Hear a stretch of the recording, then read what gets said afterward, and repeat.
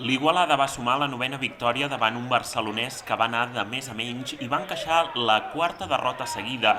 Nil Baqués i Jordi Torres van ser els màxims anotadors amb 17 punts cadascun. El Montbus, club de bàsquet Igualada, disputava el passat 5 de febrer la 15a jornada del grup C2 de la Lliga EVA. Els igualadins venien de perdre en l'anterior jornada al camp de l'Alfindent i en aquesta ocasió tocava enfrontar-se al badalonès. El partit començava amb un bon inici per l'equip visitant amb un parcial de 6-12 en els primers 4 minuts, amb un primer període dominat per l'equip del badalonès que s'acabaria els primers 10 minuts del partit amb un 21-25. Sí, necessitàvem això, fer una passa endavant, necessitem sumar, necessitem agafar minuts de ritme i sobretot a darrere havíem de fer una passa endavant perquè portava una dinàmica una mica negativa i crec que l'equip avui ha fet una passa endavant. Estic molt content perquè ja et dic, en línia general crec que hem fet uns 28 minuts molt bons a nivell defensiu.